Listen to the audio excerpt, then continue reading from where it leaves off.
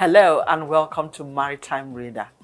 Nigerian ports are grappling with structural challenges that demand swift and effective solutions, from crumbling infrastructure, including dilapidated roads, outdated rail systems, worn quays, and inadequate equipment, to security lapses, pilferage, and persistent delays in cargo clearance. The situation is there. Beyond infrastructure, major ports like Apapa and Tinkan in Lagos also suffer from severe trunk congestion, widespread extortion, and other corrupt practices, declining cargoes, inefficiency that has caused long delays for cargo clearance. All this further stifle port operations. Therefore, there is an urgent need for innovations that will support trade facilitation and ensure efficient port and shipping operations.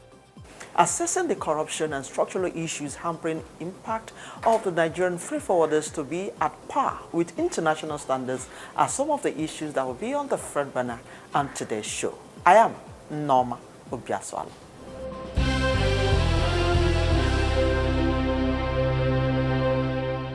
The port plays a key role in connecting nations, trades, and economies. This has a profound impact on trade volume and transport cost. However, the sector is confronted with many challenges, such as new standards and modernization to achieve international best practice, especially in the areas of security, safety, environmental management, port operation and services, and the ever-evolving and changes in information technology, inter- and intra-regional competition, the ever-increasing size of ships, cargo handling equipment, and traffic growth, amongst others. Africa must have the ability to cope with such rapidly advancing realities in order to benefit from the trade opportunities. Before we get further into today's lineup on the program, let's find out the latest in maritime news.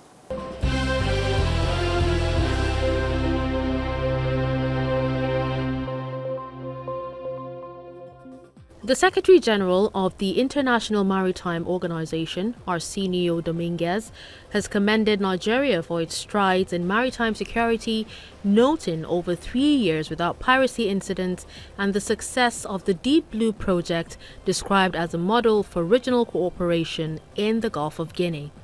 On a visit to the Minister of Marine and Blue Economy, Adegboyega Oyetola, Dominguez praised Nigeria's investment in maritime safety infrastructure and the role of the Navy and security agencies in combating piracy. He said these efforts demonstrate Nigeria's leadership in ensuring safer seas across West and Central Africa.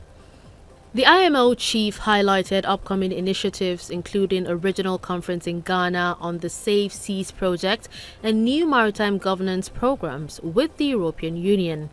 He also stressed the need to prepare for global challenges such as energy transition, biofuels, and training for seafarers.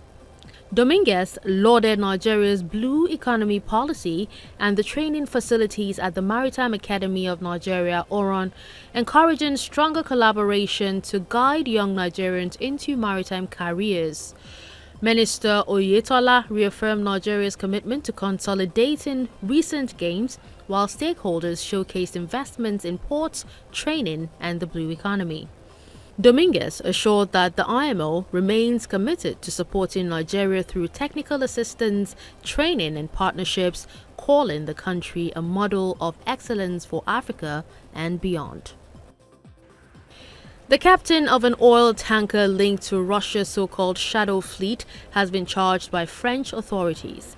The Chinese national faces one count of refusing to follow French naval orders and is due in court in Brest next February. The tanker, Boracay, left Russia last month and was already flagged for carrying sanctioned oil exports. French soldiers boarded it after it changed names and flags multiple times, a common tactic used to evade sanctions. The captain reportedly gave incoherent answers about the ship's flag, while a second Chinese captain was released without charge. The vessel is now anchored near Saint-Nazaire. Under maritime law, navies can stop ships suspected of having no nationality. Western nations accuse Moscow of using hundreds of re-registered tankers to skirt restrictions on Russian energy exports. President Emmanuel Macron says this shadow fleet could number up to 1,000 vessels. The Boracay had been scheduled to deliver oil to India but was detained after earlier sanctions breaches. Meanwhile, questions remain over drone incursions into Danish airspace last week, though Copenhagen says there is no evidence linking Russia.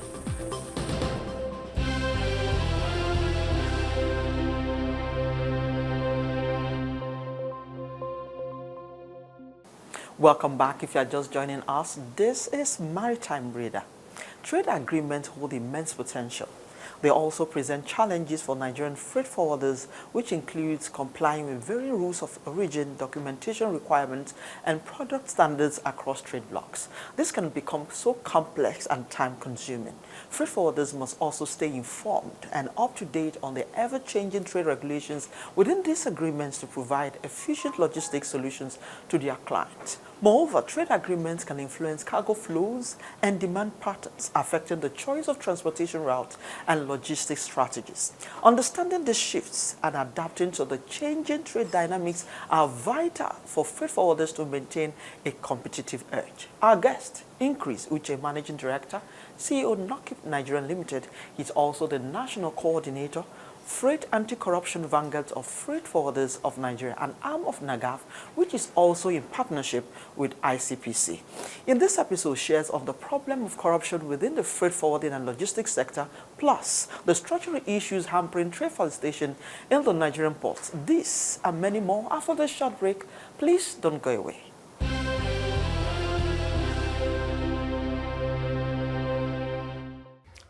It's good to have you join us on the show.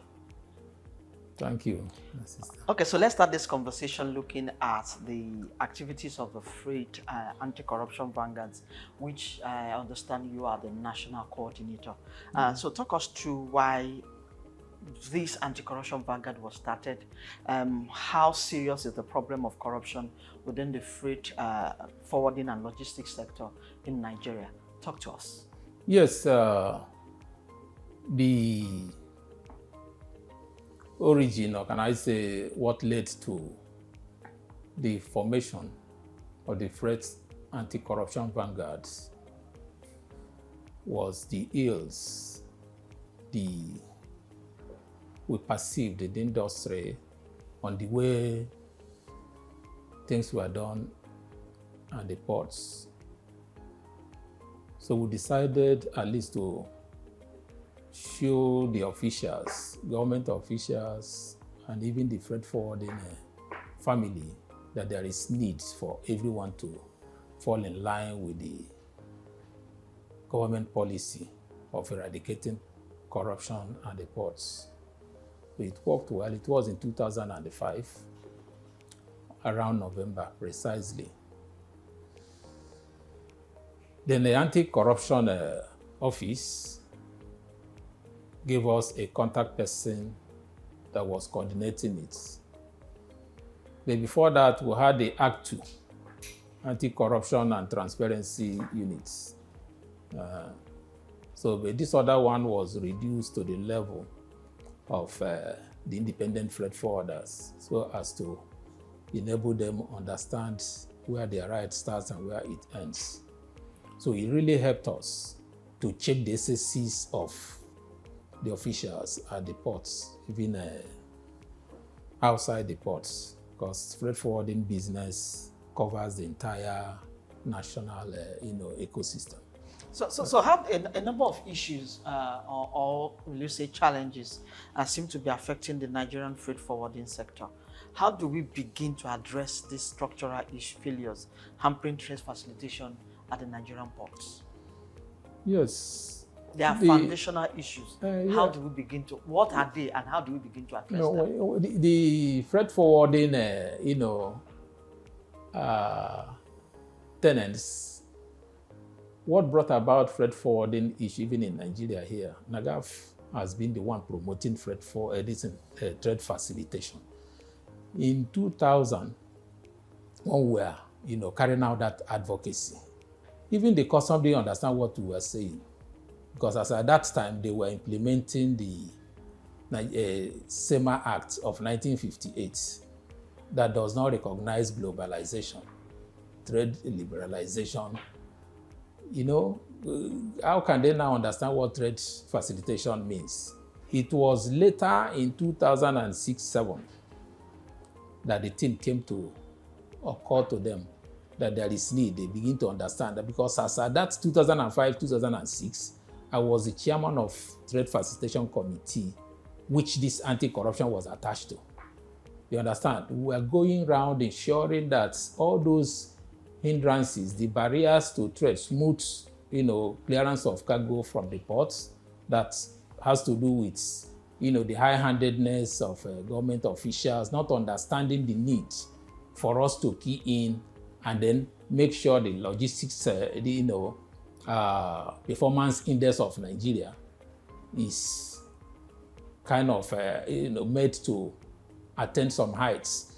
Because as at that time, Nigeria was at the lower ebb of the World Bank ranking and logistics performance index, because it has to do with customs, formality, it has to do with tracking and tracing of cargo, transport facilities, port infrastructure, availability, and all that. So we have seen it as serious, problem to trade facilitation right from time. It was only NAGAF that has been in that advocacy, public-private edits and policy advocacy, that will need to key into the world's, trend. So those hindrances that will try to fight, obstruction of cargo movement, because the port is meant to be a transit point whereby cargo should have a speed at which it is moving. You don't need to elongate the dwell time of cargo. You need to do your own decent beats. If you have to, release cargo, in fact, there shouldn't be time wasted and all that. And look at government policies too. Before the issue of ease of doing business was introduced, you understand, that was also a tool to ensure that trade facilitation is imbibed or adhered to. So some of those areas that we'll tackle them, and then we are telling government the need for infrastructure provision, logistics infrastructure. So like the roads, as a port access road was a very big problem, that for trucks to get into the ports to evacuate cargo was a problem. Even when the trucks get to the port again to take cargo out to the hinterland was also an issue. So before some committees were set up by government to look at the gridlocks around the port area, not only here, even in Port Harcourt area. So solutions started coming. Shippers Council was up to that. They were, in fact, they were providing, the kind of support to freight forwarders and shippers, because some of the complaints was going to Shippers Council. If your cargo is delayed, demurrage, accumulation, storage, rent, accumulation, and all that. So it gave every other person a serious concern. We were working with Shippers Council and they were receptive. So, okay, maybe that's another area where anti-corruption Vanguard need to beam its searchlight. But we also be looking at customs innovations, how that has fared. But that would be after the short break. Please stay with us.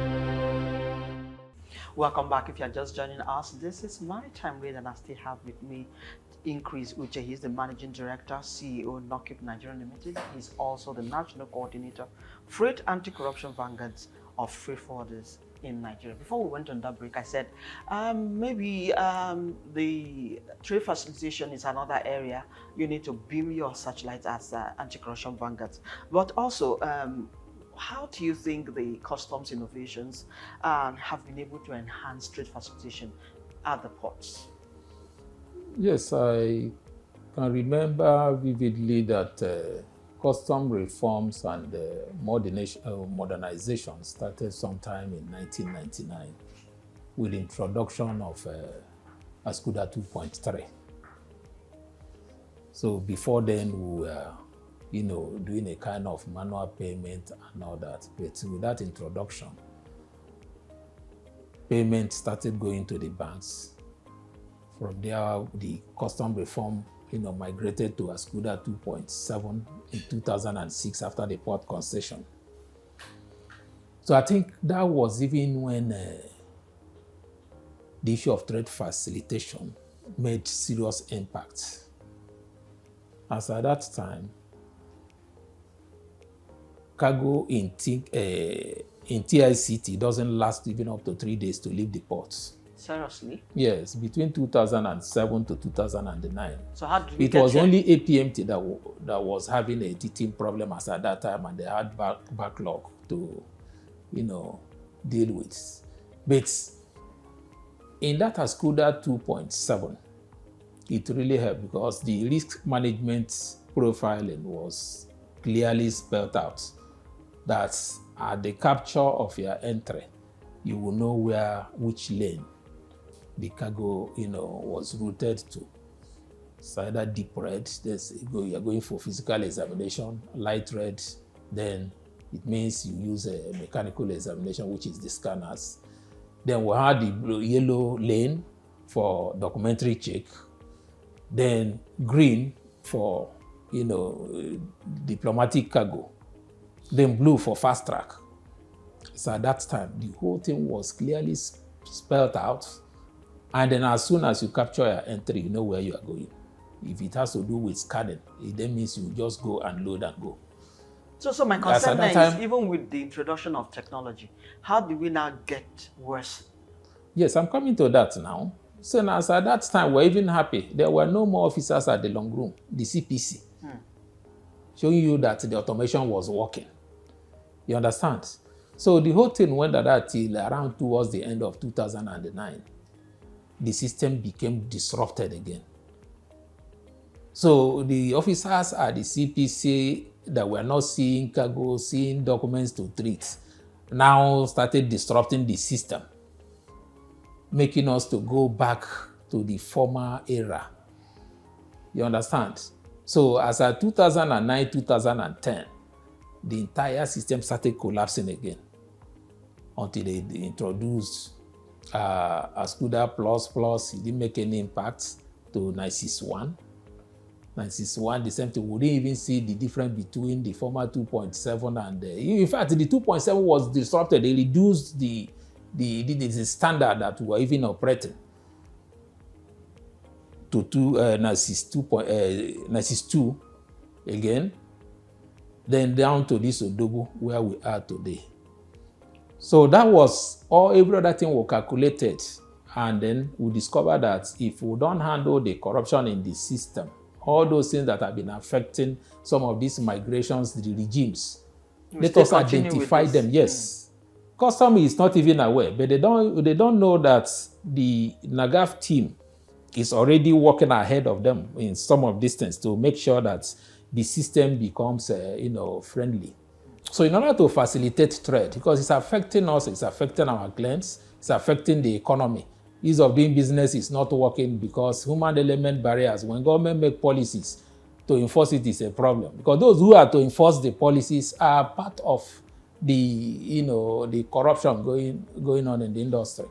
So it calls for collaborative efforts. And that is why we want to take it up without, minding. But as long as we are falling on the government side, understand, we want to get all these things corrected so that the BO, Doguo, some other single window is coming. And if this thing is not done, it will even affect single window next year. Because I'm afraid, and I've told them right from pre-import documentation, opening for M and also on and so on. It's a different ballgame altogether. It's a wide area again that we need to discuss. So if we don't correct the anomaly from that very stage, because Nigeria is the only country now using a F1M. So it's still a problem. But before I let you go, I'm interested in this. What do you think is the impact of developing the Eastern ports in Nigeria? Yes, it must be done, not only even Eastern port, because we don't need to be somehow, selfish indeed. I came from the East, The problem now is that the current ports are built on river ports. Apapa is on river. Tinkan is on river. Owari, Calabar, One, they are all river ports. The only standard port now is that Lekki. Unfortunately, the linkages, the mode linkages is not there. They are still depending on the road transport system, just like all these other ones. It has to be a multimodal transport. There should be rail, system. there should be the infrastructure. Yes. So I was telling someone, I said, there was no lesson learned from Apapa and Tinkan when that was being constructed. Exactly. No rail linkage and all that. Even if you see now, it is only through the deployment of the metrics of voyage productivity, whereby, like what we are discussing now, there will be equipments for ship loading and offloading that will make these ports, no matter what you apply in these current ports, it's a problem because they're almost expired. The entire port, there is no space for expansion as we speak. There is no, linkages of a rail system. The inland transport system is not working efficiently. The inland transport system, the use of inland waterways with barges is almost non-existent because the level at which they are operating is minimal. So Eastern Ports creation, put the one Ebaka, we know the one in Azumri there, Owaza and all that. Then Ulukola too is there. So these are the areas we need to develop a deep sea ports that will help for all the not decongesting because government already created the facility to decongest this port, but it's not being used. The 6 ICDs created in the 6 geopolitical zone was specifically for port decongestion, but it is not put into use. That was in 2006 by Obasanjo regime. You understand? Right now, Dala has been operating minimally because custom refused to resume there, and it has not been made port of origin and destination, which is a problem. So linkages from now, connectivity of the port to all these ICDs would have saved us so many hassles. We wouldn't have been facing all these problems with this other one. Taking advantage of it? We're not taking advantage because the concessionaires, the port operators, and the shipping companies, they prefer this cargo to remain at the port and accumulate storage charges and demurrage so that they benefit from it. And again, because of the gross minimum tonnage that was signed by the port operators in their concession agreements, but they need to meet up. Because if they don't meet up with those criteria again, to renew their licenses will be a problem. So some of these things are obstructing the port operations. But getting Eastern ports, created is not a political issue. Okay. It's not optional. That is the way to go about it. That should be the solution to help these river ports, because they are no more, productive as they should. As they should, yes. The port channels, the approach channels to the ports has gotten to their, limits in terms of dredging. You can't dredge them more than 12.5 to 13 meter drought, and you cannot take bigger vessels.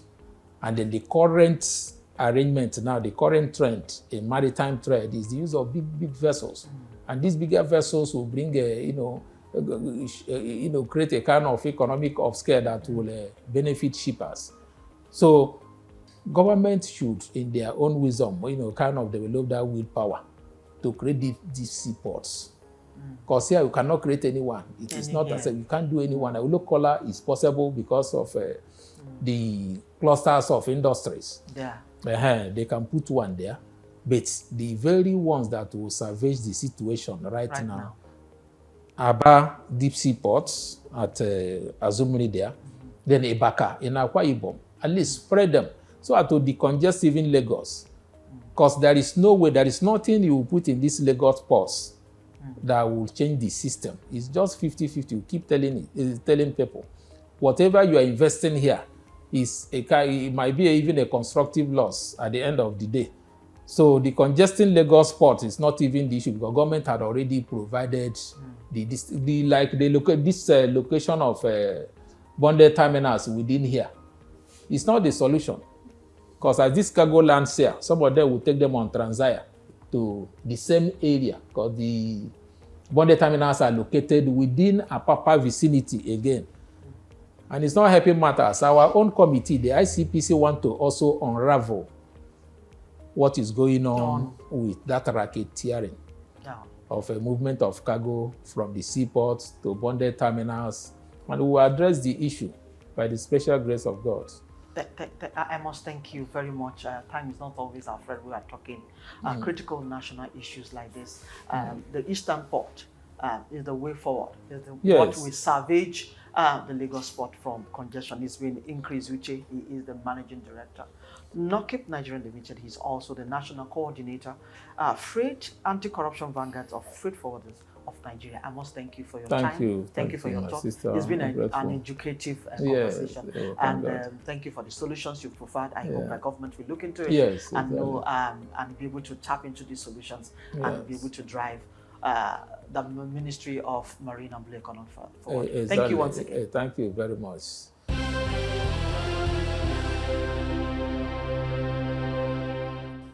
And that's our show this week. Join us every week on Maritime Read as we explore potentials that will ensure the development of the maritime sector in Africa. You can also expect the latest in global and local maritime news plus industry insight right here. I am Norma Obiaswalo. Many thanks for your time and see you again next week.